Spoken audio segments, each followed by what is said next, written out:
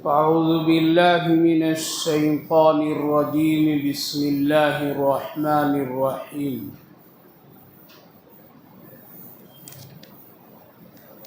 إنه من سليمان وإنه بسم الله الرحمن الرحيم ألا تعلوا علي وأتوني مسلمين قالت يا أيها الملأ أفتوني في أمري ما كنت قاطعة أمرا حتى تشهدون صدق اللہ العظیم۔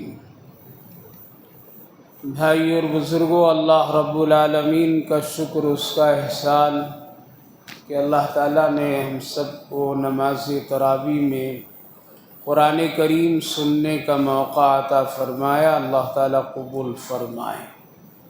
الحمدللہ آج 20واں جز مکمل ہوا ہے، یعنی قرآن کریم کا 2 حصہ مکمل ہو چکا ہے، اب ایک حصہ ہے۔ الحمدللہ اللہ کی توفیق و فضل سے انشاءاللہ یہ بھی مکمل ہوگا۔ آج بہت اہم مشہور و معروف صورتیں پڑھی گئی ہیں، ان میں سے کل کی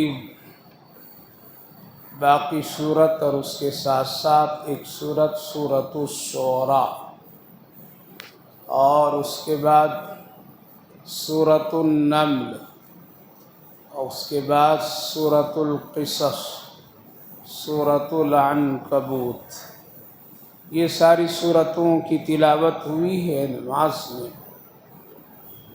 سورۃ الشعراء یہ کل پڑھی گئی تھی۔ جو شعراء، جو لوگ شعر گوئی، مشاعرہ، یہ سب میں جو لوگ مصروف رہتے ہیں اور جو لوگ اس فن کے ماہر ہوتے ہیں، ان لوگوں کا تذکرہ کرتے ہوئے اللہ تعالیٰ نے اس سورۃ پاک کا نام رکھا ہے۔ اور اصل جو بنیادی چیز وہ یہ ہے کہ کبھی کبھی کفار و مشرکین نبی اکرم صلی اللہ علیہ وسلم کو کہا کرتے تھے یہ بھی ایک شاعر کی طرح ہے، اور آپ پر شعر گوئی کا الزام لوگ لگاتے تھے اور کہتے تھے محمد صلی اللہ علیہ وسلم بھی شعر شاعری کرتے، جس کا جواب اللہ تعالیٰ نے مختلف جگہوں پر قرآن کریم میں ارشاد فرمایا تھا، سورہ یاسین میں بھی، کہ آپ کے لیے شعر، شاعری، یہ سب چیزیں کہنا آپ کے لیے مناسب نہیں۔ وَمَا عَلَّمْنَاهُ الشِّعْرَ وَمَا يَنبَغِي لَهُ، آپ کے لیے مناسب نہیں۔ شعر گوئی، مشاعرہ، شعر بازی، یہ سب اچھے لوگوں کا کام نہیں۔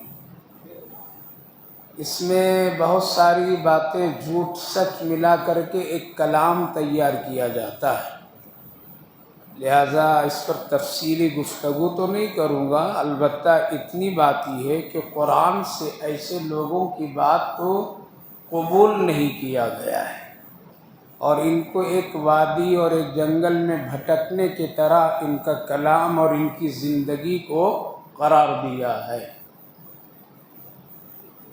اسی لیے فقہاء کرام میں سے بعض حضرات کہتے ہیں کہ ان کی شہادت، ان کی گواہی بھی قابل قبول نہیں۔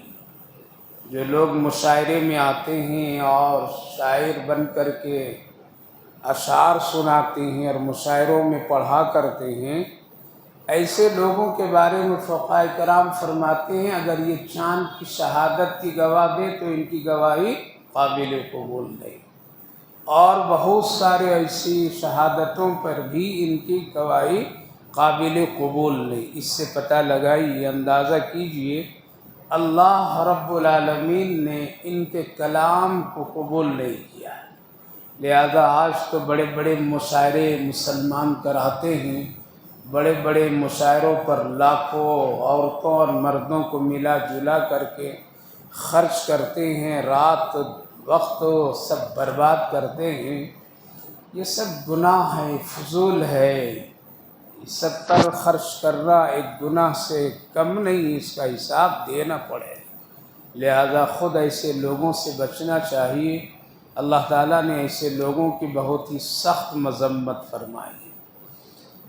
اس کے ساتھ ساتھ اس سورۃ پاک میں ایک سورت ہے سورۃ النمل۔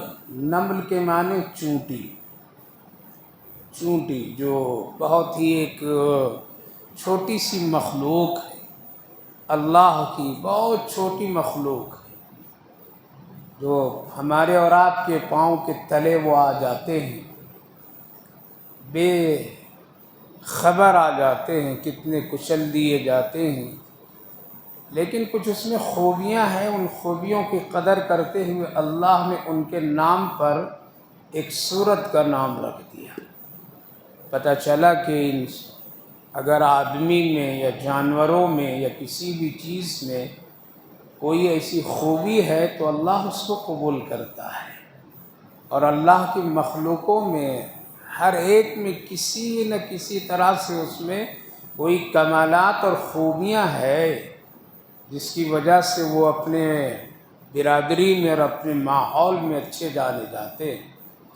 اسی لیے علماء کرام فرماتے ہیں اور احادیث پاک کی روشنی میں فرماتے ہیں کہ انسان کو کبھی بھی یہ غرور نہیں کرنا چاہیے کہ ہمارے ہی پاس ساری چیزوں کی معلومات بھی ہے اور ہمارے ہی پاس میں ساری چیزوں کا علاج اور تدبیر اور فن ہے، بلکہ اللہ رب العالمین نے ہر ایک مخلوق میں ان کی ضروریات، ان کے تقاضے، ان کے ساری چیزوں کے معاملات کے حل کرنے کا علم اللہ نے دے کر کے پیدا کیا، اور انسان کو جاہل بنا کر کے پیدا کیا۔ دونوں میں فرق یہ ہے، جتنے مخلوقات ہیں ان کی بھی ضروریات ہے، لیکن وہ پڑھ لکھ کر کے آئے ہیں، ان کا کوئی اسکول نہیں ہے، ان کا کوئی کالج نہیں ہے، کوئی میڈیکل کالج نہیں ہے، ان میں بھی ڈاکٹر ہیں، ان میں بھی انجینئر ہیں، ان میں بھی بہت سارے۔ آپ دیکھ لیجئے، چھوٹا سا پرندہ ہے، درخت میں اپنا گھونسلہ لگاتا ہے، کتنی مضبوطی کے ساتھ اس کو ایک سے دوسرے سے جوڑتا ہے، اور اس قدر پلاننگ کہ طوفان ہوا چلے پھر بھی اس کو ہٹا نہیں سکتا۔ ہمارے اور آپ کی جھوپڑیاں تو اڑا کر کے کہاں سے کہاں طوفان اور ہوا میں چلی جاتی ہے، لہٰذا ان میں بھی انجینئر ہیں، وہ پڑھ لکھ کر کے آئے ہیں، ہم لوگ تو جاہل آئے ہیں۔ یہاں آنے کے بعد پڑھنے میں 40 سال یہ انسان وقت لگاتا ہے۔ کتنے لگاتا ہے؟ 40 سال، 30 سال، 35 سال، تب جا کر کے کچھ بنتا۔ وہ بھی اب پڑھ لکھ کر کے کیا بنتے ہیں؟ اس کو مارو، اس کو پیٹو، اس کو قتل کرو، اس کو کیسے گرانا، اس کو کیسے دھوکہ دینا، رشوت کیسے لگانا، زیرو کا زیرو کیسے بنانا، یہ اب کی پڑھائی کا ترقی کا آ جاتا ہے۔ لیکن جتنے مخلوقات ہیں اللہ کے، وہ پڑھ لکھ کر کے آئے، تو انجینئر اس میں بھی ہیں۔ لہذا ایک انسان اگر انجینئرنگ پڑھائی لکھائی کر کے اگر وہ سمجھتا ہے کہ بہت باکمال ہے، تو اس پرندے سے دیکھو اپنے رہنے کے لیے کتنا مضبوط گھر بناتا ہے۔ حکیم الاسلام حضرت قاری طیب صاحب رحمہم اللہ، جو دارالعلوم دیوبند کے محتمم تھے، انہوں نے اپنے خطبات میں ذکر کیے کہ جس طرح انسانوں میں بیماریاں پیدا ہوتی ہیں، اسی طرح دوسری مخلوقات میں بھی بیماریاں ہوتی ہیں، لیکن دیکھا ان کا کہیں ہاسپیٹل ہے، وہ لے کر کے آ رہے ہوں، جا رہے ہوں اور کچھ کر رہے ہوں، ان کے ہاں بھی بچے پیدا ہوتے ہیں، ہوتے یا نہیں ہوتے؟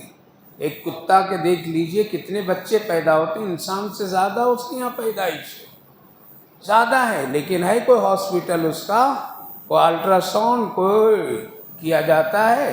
کوئی بھی کچھ نہیں۔ اللہ تعالیٰ انہی میں اس کے سارے نظام کو بنا دیا جاتا ہے۔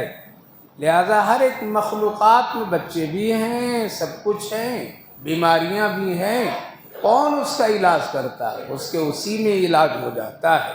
ایک واقعہ حضرت نے لکھا ہے کہ بندروں میں بھی ڈاکٹر ہے۔ کس میں؟ بندروں میں بھی ڈاکٹر ہے، ماہر ڈاکٹر ہوتے ہیں وہ بھی۔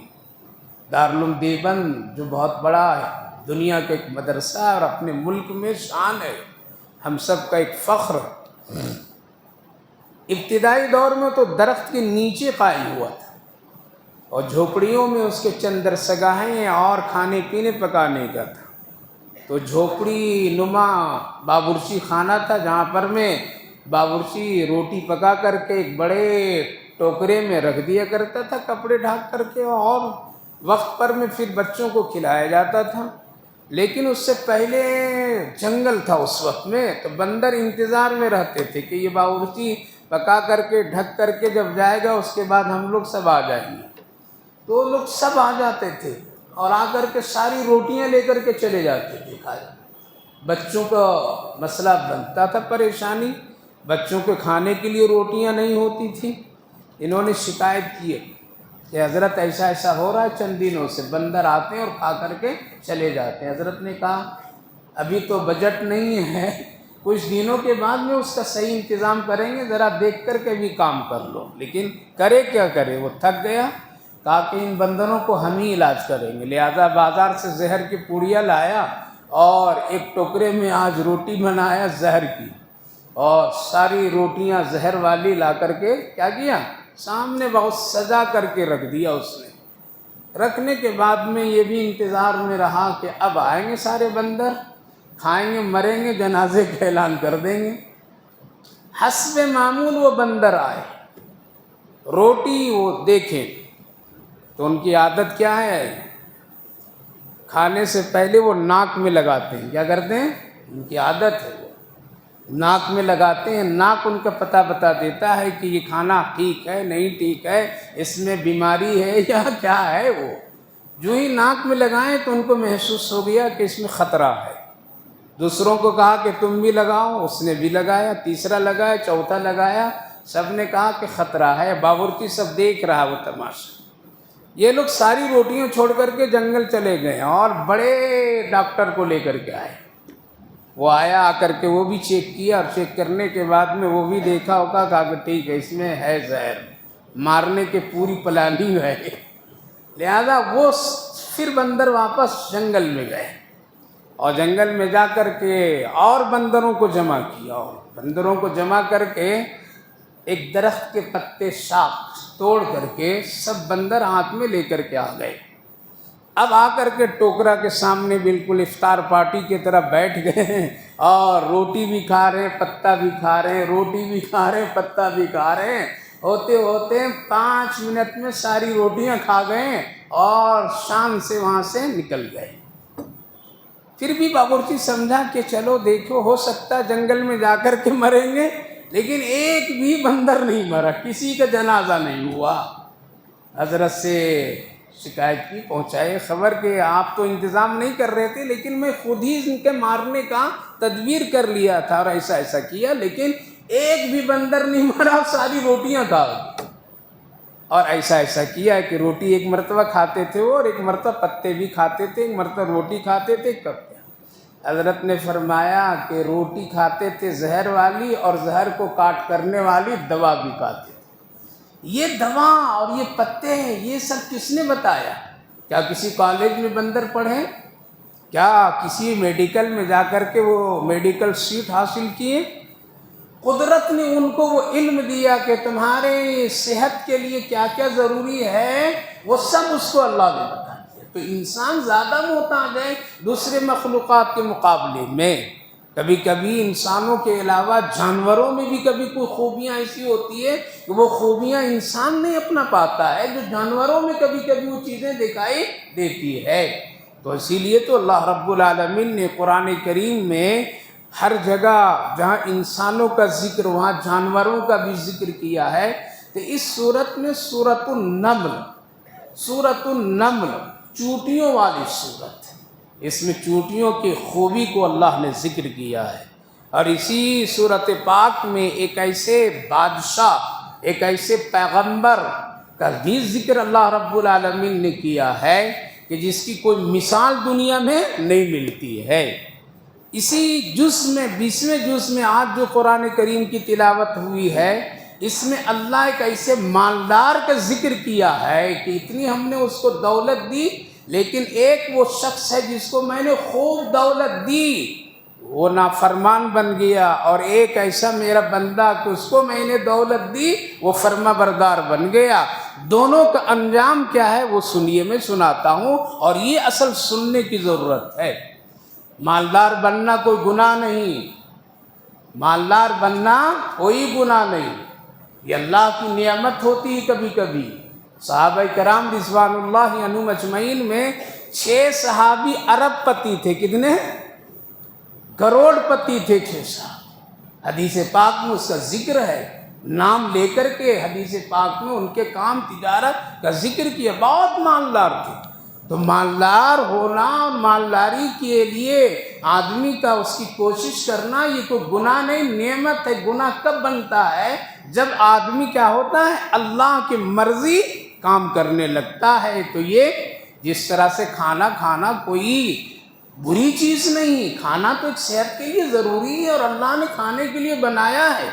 لہذا ایک آدمی کی صحت اور اس کے معدے اور اس کے ہاضمے میں صرف اتنی طاقت ہے کہ وہ 2 ہی روٹی کھا سکتا ہے، کتنی؟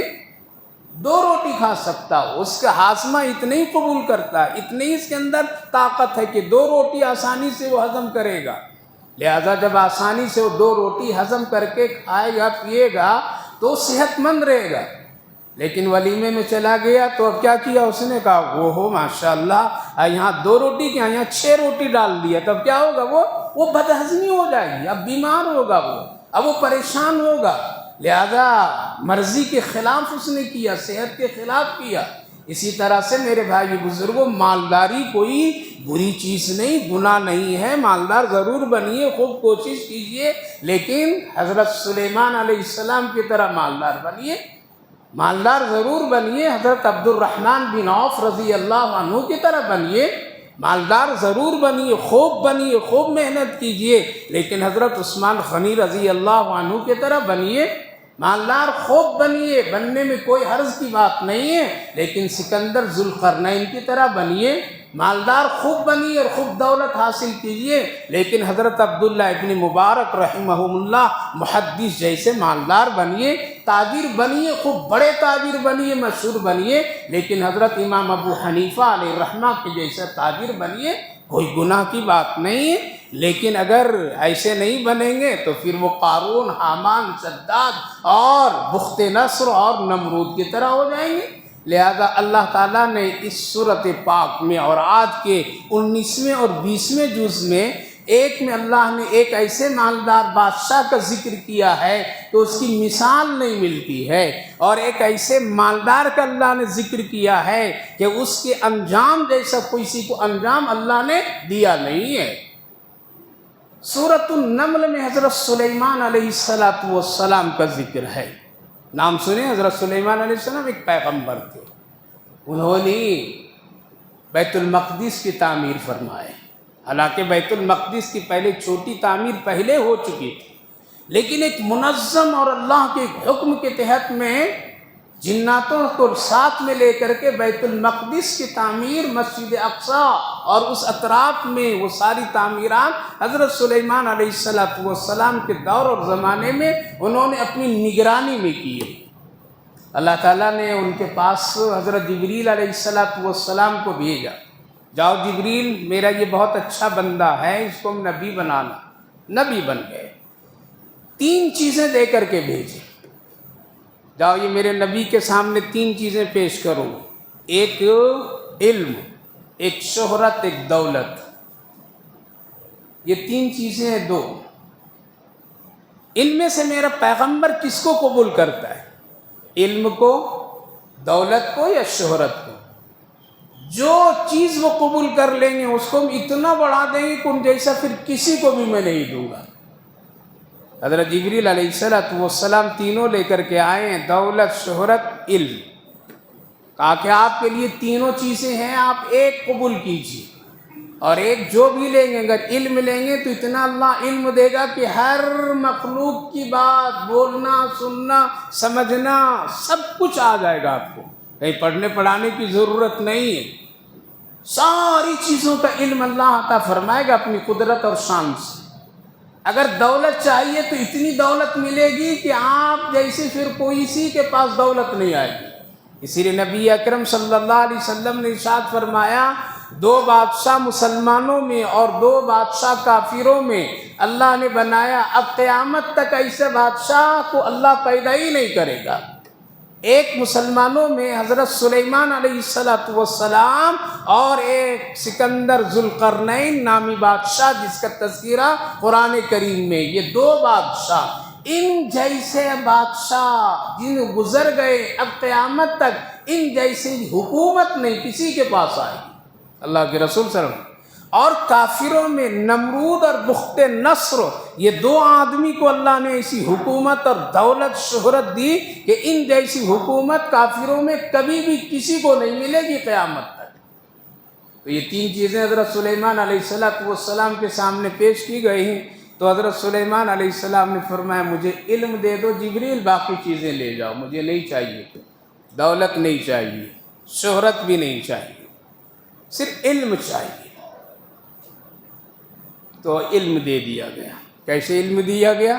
مچھروں کی بھی بات سنتے تھے، ان سے بھی گفتگو کرتے تھے، چونٹیوں کی بھی بات سنتے تھے، ان سے بھی گفتگو کرتے تھے، جناتوں کی بھی بات سنتے تھے، ان سے بھی گفتگو کرتے تھے، چرندے پرندے درندے جو بھی اللہ کے مخلوق ہیں سب کا معاملہ حل کرتے تھے، سب کا علم ان کے پاس۔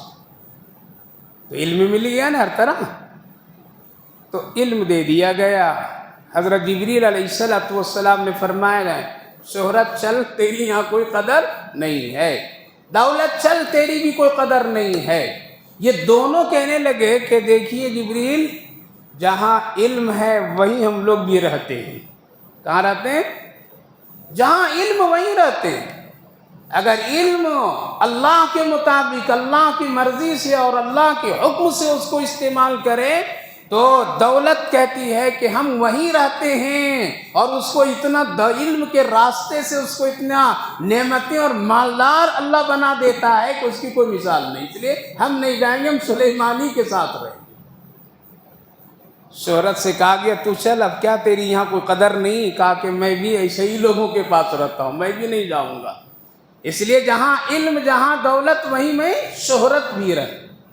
لہذا شہرت اتنی ہے کہ تخت ان کا ہوا میں اڑ رہا، شہرت اتنی ہے کہ ان کے پاس لمحوں میں کام اللہ فوراً جناتوں سے کرا دے رہا ہے۔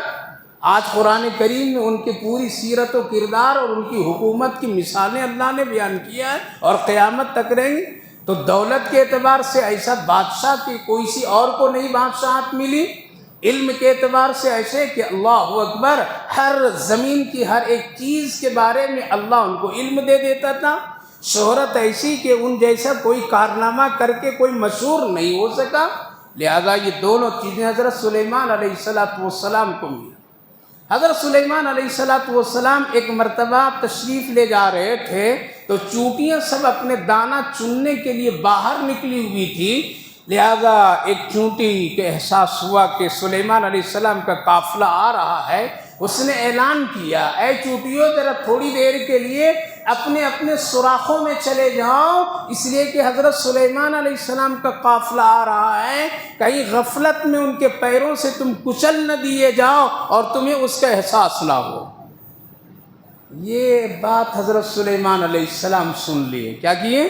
سن لیے، مسکرائے، ہنسے، اللہ کا شکر ادا کیے کہ اللہ تو نے مجھے کیسا علم دیا، چونٹیاں بھی اسی کا بات کر رہی ہے۔ وَحُشِرَ عَلَىٰ سُلَيْمَانَ جُنُودُهُ۔ لہذا اس خوبی کو جو ایک پیغمبر خوش ہوا چونٹیوں کے اس کلام سے۔ اور دوسری بات علماء مفسرین لکھتے ہیں کہ چونٹیوں کے سردار کی عمل دیکھو کہ حادثے سے پہلے کیا کیا؟ اپنی برادری کو بچانے کی کوشش کیا۔ یہ ہے شرافت، یہ ہے دیانت، یہ ہے۔ لہذا اگر کوئی قوم کا سربراہ ہے، اگر قوم کے کوئی ذمہ دار ہے تو ان کو یہ ضروری ہے کہ اپنے قوم کی تحفظ، اس کی بقا، اس کی حفاظت کے لیے وہ ہر وقت ہمیشہ فکر مند رہے۔ اس واقعے سے علماء مفسرین یہ لکھتے ہیں کہ جس طرح چونٹیوں کی سردار اپنی چونٹیوں کی کچلنے کے معاملے سے باخبر کر رہا ہے، چلے جاؤ تھوڑی دیر کے لیے، روپوش ہو جاؤ تھوڑی دیر کے لیے۔ اسی لیے حدیث پاک میں ہے کہ چونٹیوں کو سب سے پہلے معلوم ہو جاتا ہے بارش ہونے والی ہے یا نہیں ہونے والی ہے۔ اگر بارش ہونے والی ہوتی ہے تو زمین پر وہ نظر نہیں آئیں گے، وہ سوراخوں میں چلے جائیں گے۔ اللہ نے کیا علم دیا ہے، سائنسداں تو تجربات مشینوں سے کرتے ہیں، اللہ نے ایک مختصر سی چونٹی کو پہلے سے پتا ہے اب بارش ہونے والی، وہ سب میں اعلان کر دیا جاتا ہے، سب لوگ اپنی اپنی جگہ چلے جاؤ، اپنے دانے کو محفوظ کر لو، کہیں ایسا نہ ہو بارش کی وجہ سے تیرے دانے جمع کیے ہوئے بہہ جائیں اور تم پھر فاقے میں آ جاؤ۔ اللہ نے کیا غضب کی چوٹیوں کا تعارف کرایا ہے، قرآن کریم میں ان ساری چیزوں کا ذکر ہے۔ لہذا حضرت سلیمان علیہ السلام جو خوش ہوئے، اس کا ذکر اسی لیے سورۃ پاک کا نام کیا رکھا گیا؟ سورۃ النمل۔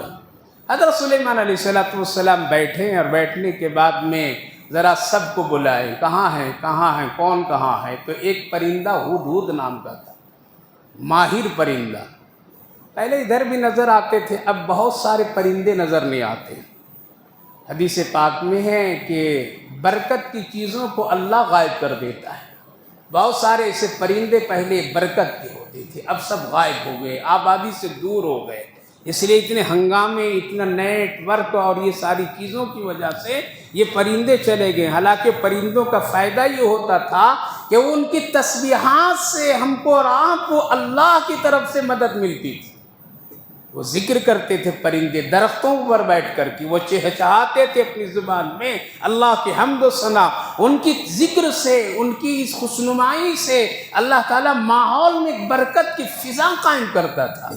اب پرندے ہی نہیں ہیں، لہذا جس کی وجہ سے برکت کی چیزیں نکل گئی، لہذا جمع کیے تو ہدہد پرندے کے بارے میں حضرت سلیمان علیہ السلام خبر لیں، کہاں ہے ہدہد؟ جواب ملا کہ ہدہد نہیں ہے یہاں پر۔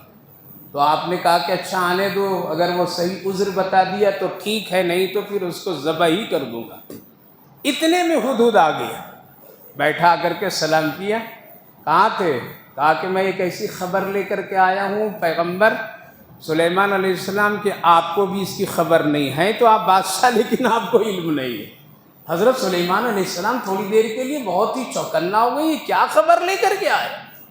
کہا کہ صحیح عذر بتاؤ ورنہ ذبح کر دوں گا۔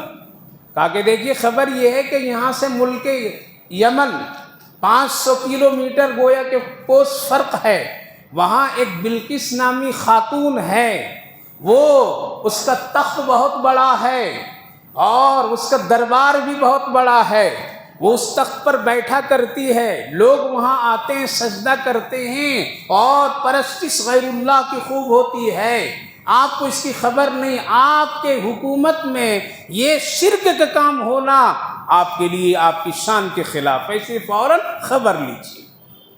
حضرت سلیمان علیہ السلام نے کہا کہ اچھا ایسی بات ہے، اسی وقت یہ جو سجدہ ہوا ہے 19ویں جز میں، تو انہوں نے کہا کہ یہ غیر اللہ کا سجدہ نہیں بلکہ سجدہ صرف اس کا ہے، اللہ کا ہے، اور بلقیس کا کیا تخت و تاج، بلکہ میرے رب کا سب سے بڑا تخت و تاج ہے۔ اس آیت کریمہ پر حضرت سلیمان علیہ السلام اور سارے لوگ سجدہ کیے، اللہ نے اس سجدے کو اتنا پسند کیا قیامت تک کے لیے سجدے کو جاری کر دیا۔ قرآن نماز میں ہم لوگ نے سجدہ کیا۔ حضرت سلیمان علیہ السلام فوراً ایک پرچی پر لکھیں انہو من سلیمان و انہو بسم اللہ الرحمن الرحیم، اور بلقیس کے پاس میں حکم دیے دیکھو غیر اللہ کے لیے سجدہ حرام ہے، اس وقت میں تمہارے بارے میں مجھے یہ خبر پہنچی ہے، اگر تم ایسا کرتی ہے کرواتی ہے تو فوراً توبہ کر لے ورنہ تیرے سے ہم جنگ کریں گے۔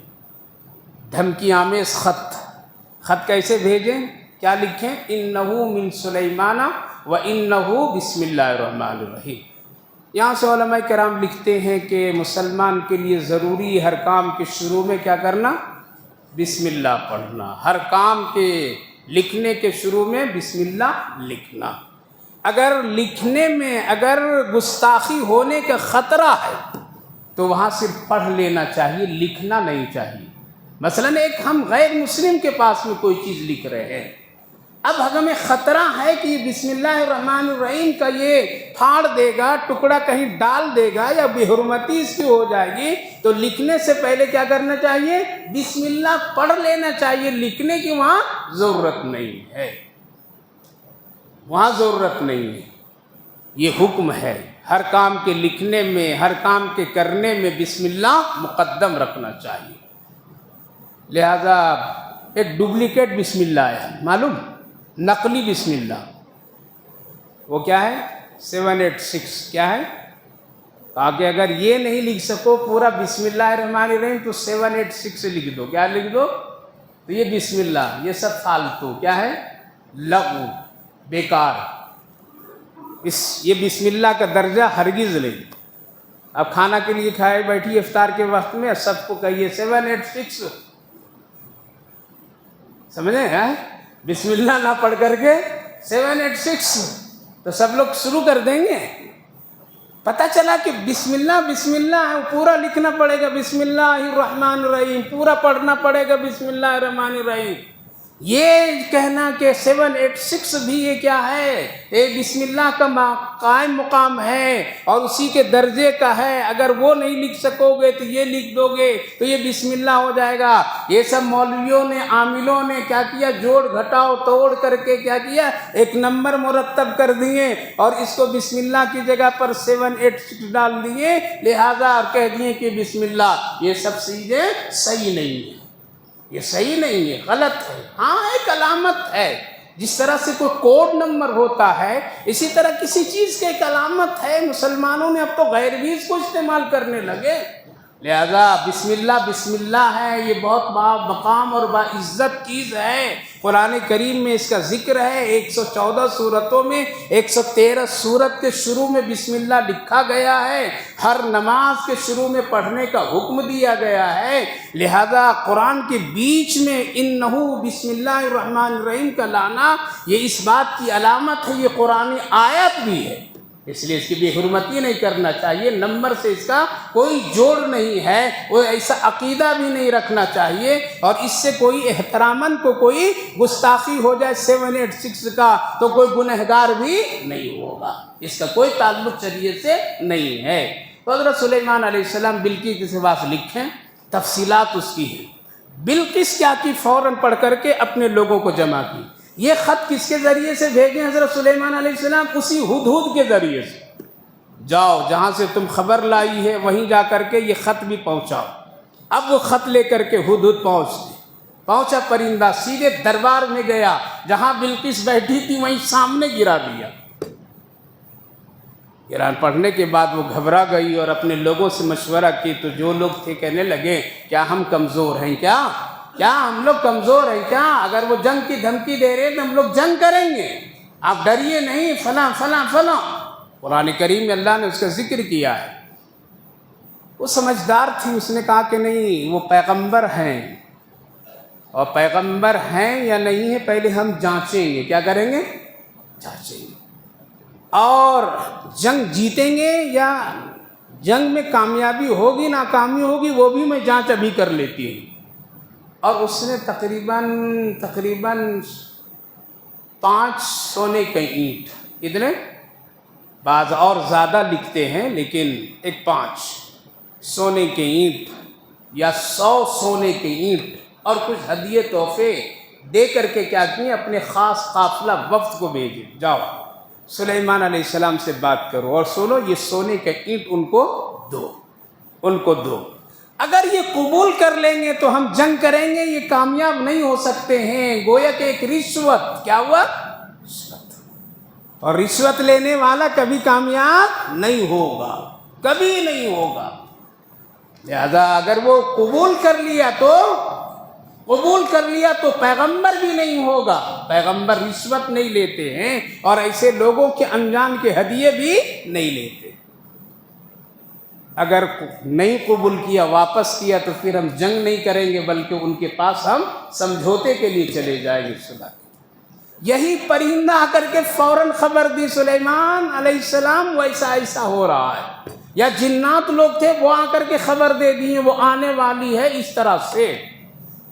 تو وہ تو 100 اینٹ یا 5 اینٹ یا 50 اینٹ یا 40 اینٹ جو کچھ بھیجی تھی سونے کی، حضرت سلیمان علیہ السلام ٹھکرا دیے۔ لیکن آنے سے پہلے کیا کیے؟ حضرت سلیمان علیہ السلام ساری چیزوں کو دھمکی دیے، کیا مجھے سودا بازی کرتے ہو اللہ کے مقابلے میں؟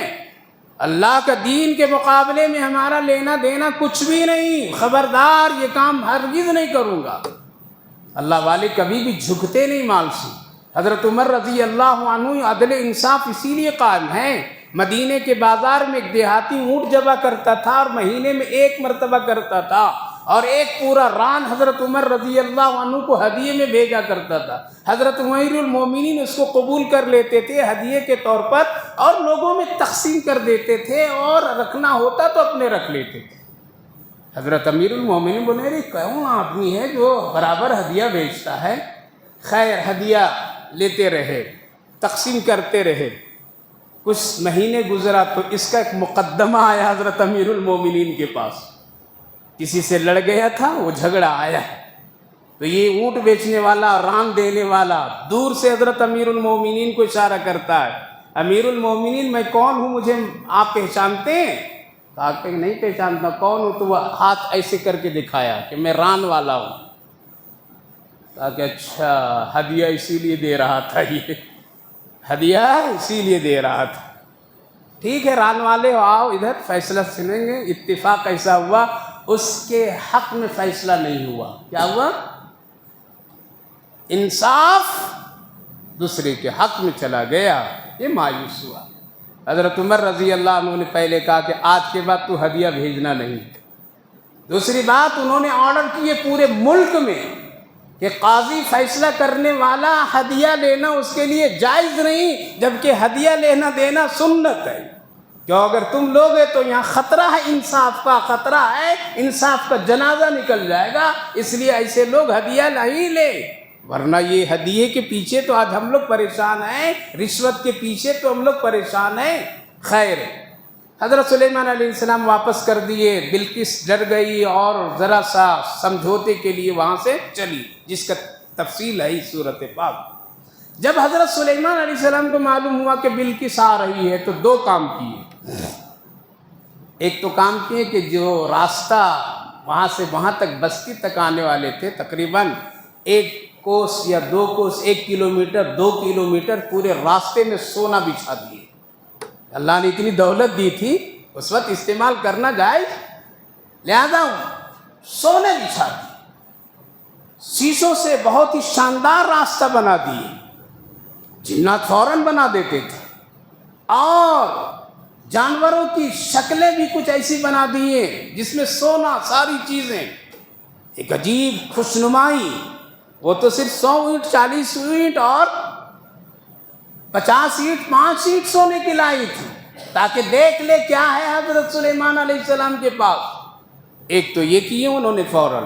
دوسری بات، انہوں نے پوچھا اپنے لوگوں سے کہ میں یہ چاہتا ہوں کہ اس کا جو بہت بڑا تخت ہے، جس کی لمبائی 40 ہاتھ اور چوڑائی 80 ہاتھ، اس میں سنگ اور ساری موتیوں سے جڑے ہوئے بہت بڑا، میرا دل چاہتا ہے کہ اس کا تخت یہاں تک آ جائے۔ کتنے دور سے؟ 500 کلومیٹر یمن سے۔ وہ ہے تم میں سے لانے والا؟ ایک جنات عفریت نام کر کے تھا، اس نے کہا کہ میں لا دوں گا، میں لا دوں گا، آپ حکم کیجئے، کتنے دیر میں لاؤ گے؟ کہا کہ 1 قدم یہاں سے یہاں کیجئے، میں لا دوں گا۔ اللہ اکبر، کیا طاقت ہے ان لوگوں، طاقت ہے۔ وہ رکے ہوئے ہیں کس کے حکم سے؟ اللہ کے حکم سے۔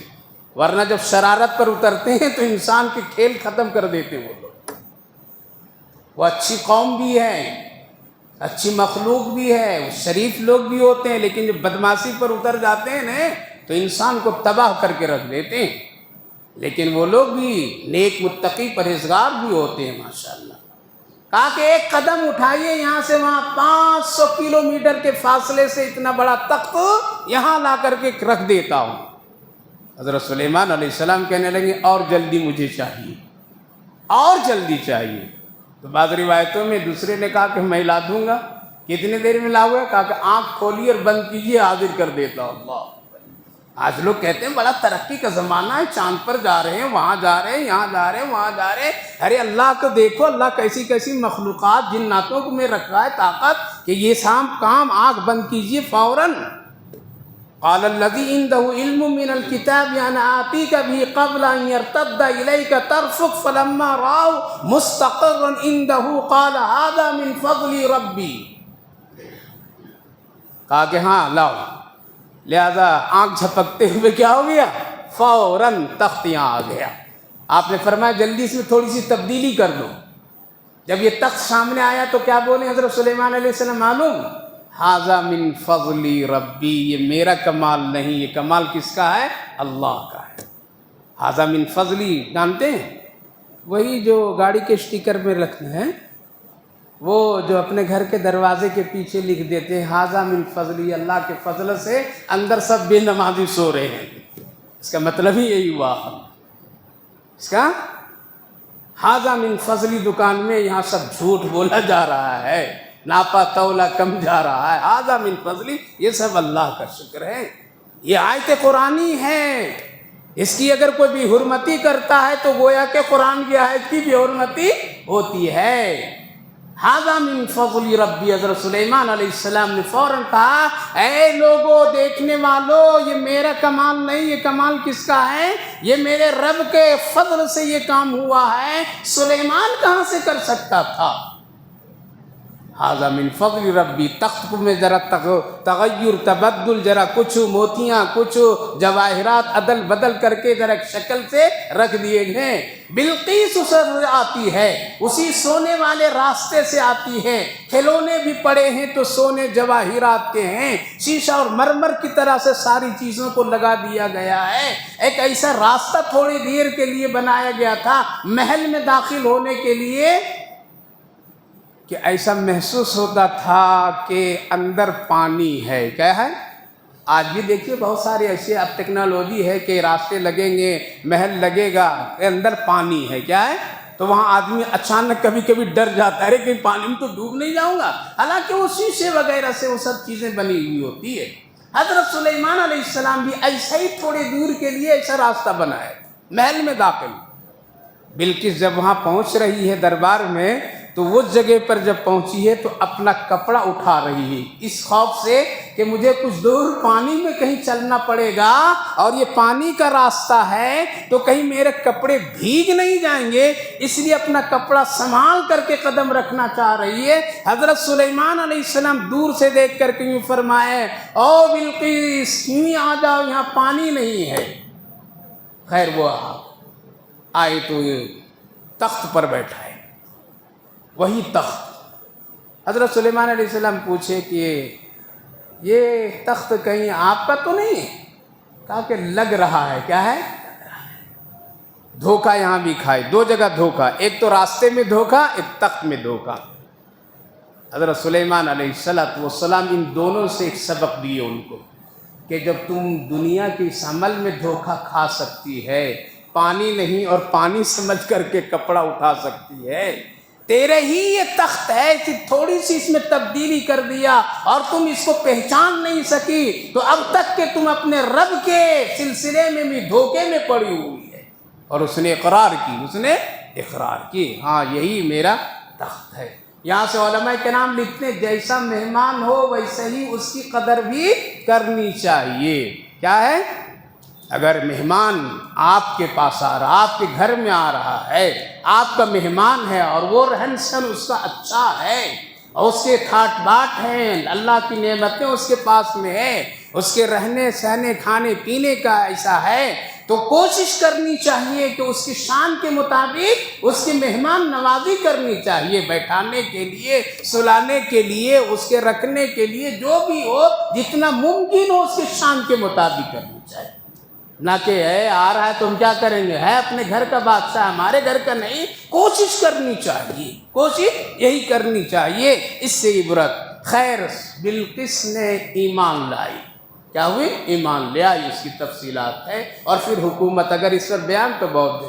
حضرت سلیمان علیہ السلام کو اتنی دولت تھی نا، طاقت بھی تھی، ہوا میں تخت بیٹھ جاتے تھے، چلتے پھرتے تھے، لیکن وہ کیا کہتے تھے؟ ھذا من فضل ربی۔ اتنی شان و شوکت، حکومت، دولت، ساری چیزیں ملنے کے باوجود، چرندے پرندے درندے سب پر حکومت کرنے کے باوجود، یہاں تک کہ سب کے کھلانے کی طاقت اللہ نے ان کو دیا تھا، اس کے باوجود جیسا کہ حدیث پاک میں ہے، مفسرین لکھتے ہیں کہ ایک مرتبہ کہنے لگے جب میری سب پر حکومت ہے اللہ تو مجھے سب کو ایک مرتبہ کھلانے کی دعوت دینا میں چاہتا ہوں، ذرا دے دیجیے اجازت۔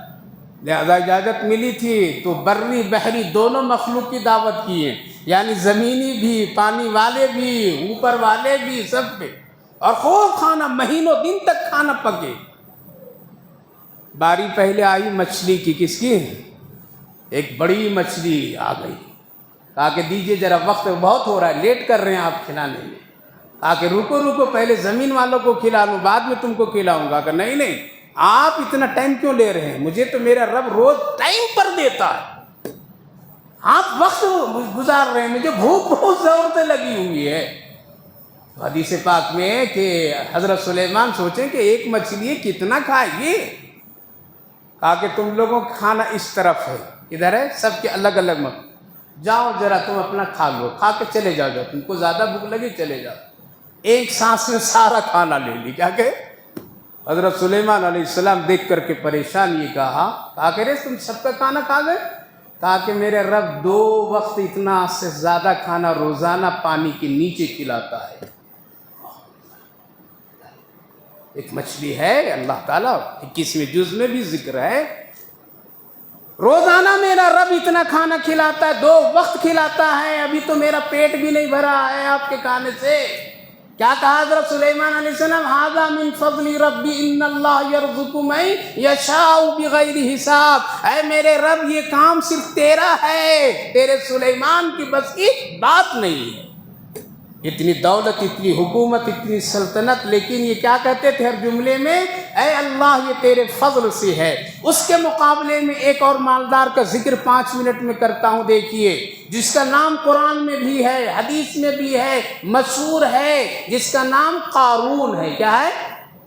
جس کا نام قارون، نام جانتے ہیں؟ قارون، ان قارون قوم، اللہ نے اس کا بھی ذکر کیا ہے قرآن کریم میں، خوب ذکر کیا ہے، اور فرمایا کہ میں نے قارون کو خزانہ دیا، اتنا دیا۔ نبی اکرم صلی اللہ علیہ وسلم فرماتے ہیں 100 آدمی اس کی چابیاں خزانے کے 100 اونٹوں پر، گھوڑوں پر لے کر کے چلا کرتے تھے، پھر بھی اٹھانے میں مشکل ہوا کرتی تھی۔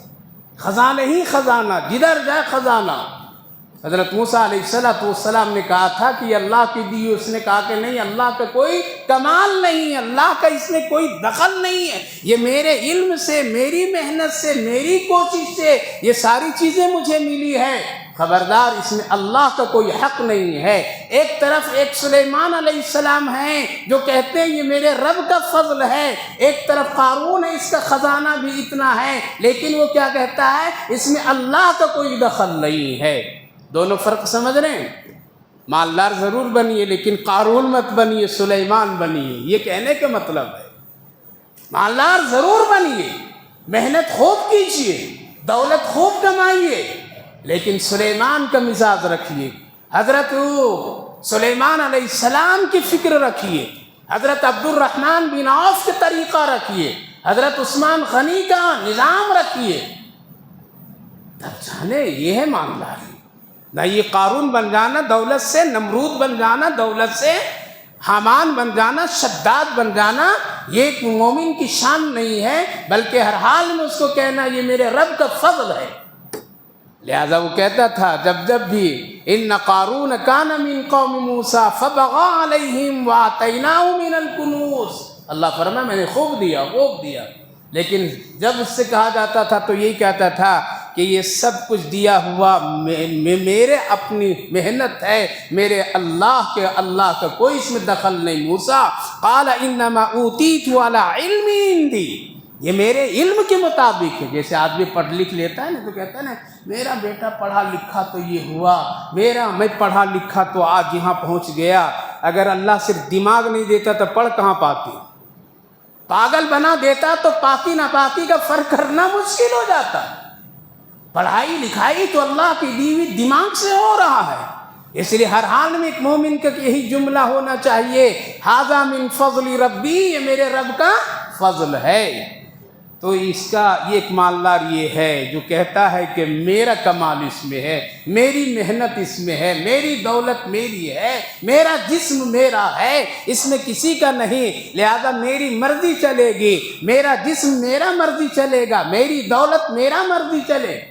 چلا لیجئے کتنا، ایک دن قبر کے مٹی میں جا کر کے سونا پڑے گا اور سب باہر ہی کے باہر رہ جائیں گے۔ ہوا پھر کیا؟ لوگ دیکھتے تھے قارون کو تو کہتے تھے کاش اگر ہم کو بھی ایسی دولت ہوتی، کیا شان کا آدمی ہے، کیا ٹھاٹ باٹ ہے۔ جیسے آج دیکھتے ہم لوگ کسی کو تو کہتا ہے کوئی مسلمان کیا ٹھاٹ باٹ کا ہے، کیا ایسا ہے۔ اللہ نے منع فرمایا فخرج علی قوم فی زینتی قال الذین یریدون الحیاۃ الدنیا، لہذا دنیا دار کہتے تھے کیا اللہ نے اس کو دیا ہے، کیا ٹھاٹ باٹ ہے، کیا شاندار زندگی ہے۔ لیکن ایمان والے کہتے تھے یہ سب بیکار اور فضول ہے، مرنا ایک دن ہے، اللہ کے یہاں جانا ایک دن ہے، اور اس کو جو کچھ ملا ہے اللہ کی طرف سے ملا ہے۔ ہوا کیا؟ اللہ رب العالمین نے ذکر فرمایا فخسفنا به وبدار الارض فما كان من فئة ينصرون من دون الله وما كان من المنتصرین۔ ہم نے جب پکڑا اس کو تو زمین کے ساتھ، خزانے کے ساتھ اس کو میں نے دھسا دیا، کوئی مدد کرنے والا نہیں آیا اور کوئی اس کے مدد چاہنے والے بلانے پر بھی کوئی نہیں آیا۔ یہ پکارتا رہا آؤ بچاؤ آؤ بچاؤ آؤ بچاؤ، لیکن کوئی نہیں آیا۔ قارون کے اس واقعے سے اللہ اس طرح اشارہ کر دیا جب تک تیرے جیب گرم رہیں گے سب لوگ تیرے ساتھ رہیں گے گناہوں میں، موج و مستی میں، لیکن جب میری پکڑ آئے گی، موت آئے گی تو تیرے سامنے پھر کوئی بھی نہیں ہوگا۔ یہ چیختا رہا وما کان من المنتصرین، کوئی بھی مدد کے لیے نہیں آیا۔ رات رات سب دھسا دیا اللہ تعالیٰ نے، سب کچھ ختم، تفصیلات۔ صبح جب اٹھے لوگ وَأَصْبَحَ الَّذِينَ تَمَنَّوْا مَكَانَهُ بِالْأَمْسِ يَقُولُونَ وَيْكَأَنَّ اللَّهَ يَبْسُطُ الرِّزْقَ لِمَن يَشَاءُ۔ صبح اٹھے تو قارون کا خزانہ سب ختم۔ ایمان والے دیکھ کر کے کیا کہنے لگے اف اگر ہم لوگ بھی ایسے ہوتے تو آج اسی کے طرح ہمارا بھی انجام ہوتا۔ میرے رب کا کتنا بڑا فضل ہے کہ اللہ نے مجھے بچا لیا۔ روزی دینا اور تنگ کرنا یہ میرے اللہ کے ہاتھ میں ہے، اگر اللہ نے مجھے نہیں دیا تو اس پر بھی ہم راضی برضا خوش ہیں، اگر یہ ہو جاتا تو کتنا برا انجام ہوتا۔ لہذا دھسا دیے گئے۔ لولا امن اللہ علینا لخسف بنا وَإِكَأَنَّهُ لَا يُفْلِحُ الْكَافِرُونَ۔ خلاصہ یہ میرے بھائیو بزرگوں، قرآن میں اللہ نے مالداروں کا بھی ذکر کیا ہے اور نافرمانوں کا بھی ذکر کیا ہے۔